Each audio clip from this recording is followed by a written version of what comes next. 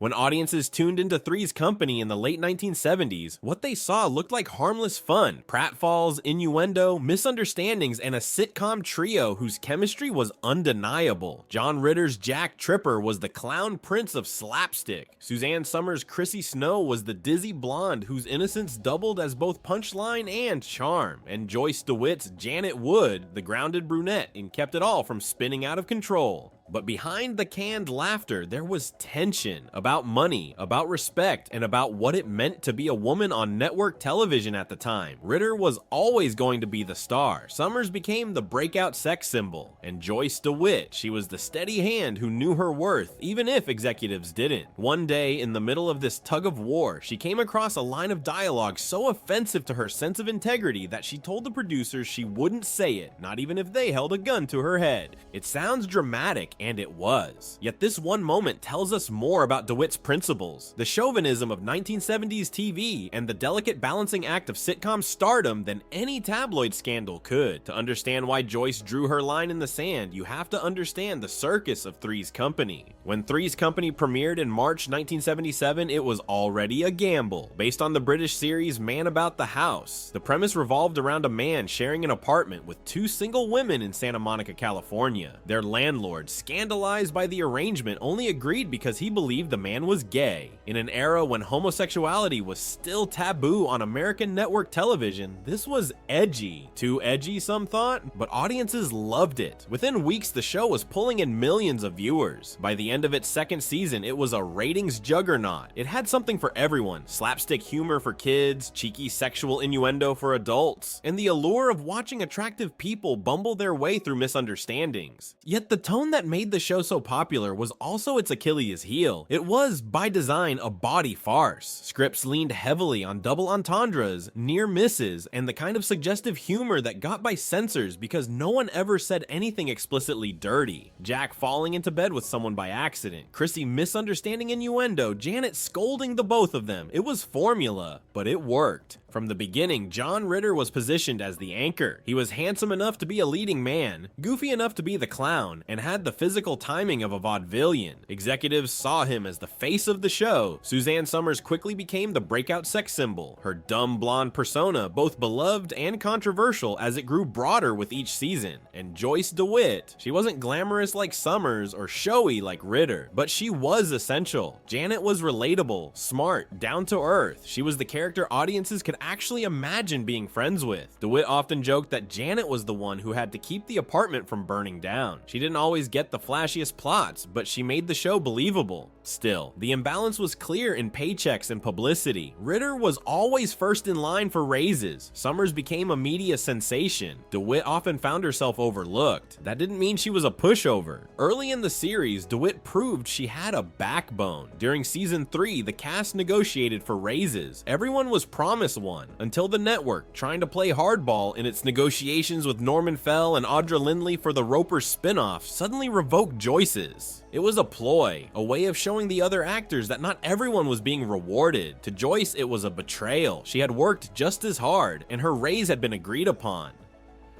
Furious, she called in sick. Later, she said she was sick in her soul at the injustice. Instead of accepting it, she went straight to Tony Tomopoulos, the head of ABC Entertainment, and made her case directly. To her surprise, he agreed with her. Joyce got her raise back. The moment taught her something. If she didn't stand up for herself, no one else would. By season 5, Suzanne Summers' battle with producers exploded. Summers, realizing how much of the show's publicity machine revolved around her, demanded a salary equal to Ritter's. She wanted a piece of the profits too. The producers balked. Summers began skipping rehearsals, calling in sick, holding out. Eventually, she was written out, appearing only in small cameo segments filmed separately. The feud became one of the most famous in TV history. But what often gets forgotten is that DeWitt had already fought her own battles before Summers ever went to war, and it was during this period of tension that Joyce faced the script that changed everything. The episode in question revolved around Chrissy's friend, who happened to be a prostitute. In typical Three's Company fashion, misunderstandings led everyone to believe Chrissy was also involved in sex work. At the end of the episode, Chrissy's friend was scripted to call Chrissy priceless. The joke was supposed to be punctuated by Janet, who would deliver the line, "And she's going to stay that way."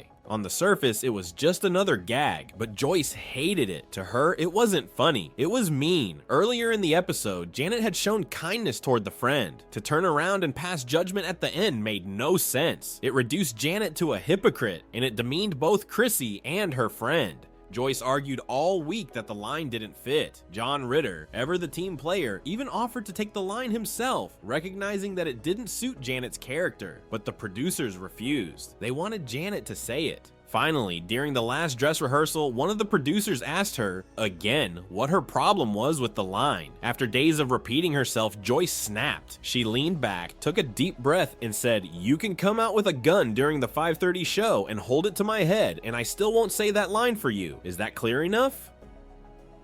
It was one of those moments that silenced the room. Everyone knew she meant it. Joyce DeWitt, usually the quiet professional, had drawn a hard line. In isolation, it might sound like a diva move, but it wasn't. It was about character integrity. Janet wasn't supposed to be judgmental or cruel. She was supposed to be the moral compass of the trio. Joyce understood that, and she refused to compromise it for a cheap laugh. It was also about respect. The women of Three's Company were often objectified, written into plots that revolved around their bodies or romantic entanglements. Joyce wasn't naive. She knew what show she had signed on for, but she wasn't going to let her character become the mouthpiece for moral hypocrisy. Her defiance was rare in that era. Female actors were often expected to smile, perform, and stay quiet. But Joyce's refusal showed that she was paying attention, that she cared about what her character represented. The line never made it to air. Ritter's support helped, as did Joyce's unyielding stance. The producers backed down, and while the incident didn't make headlines at the time, it became part of the lore of the show. Years later, DeWitt recalled the moment with pride. She said it was the one time she simply refused, no matter the cost. Ritter later acknowledged that she was right, that the line didn't fit Janet, and that her stand made sense. For fans who revisit the show today, it's easy to laugh at the antics without thinking about what was happening off screen. But that one line reveals the larger battles the cast was fighting, for fair pay, for equal respect, for integrity in a business that often had none.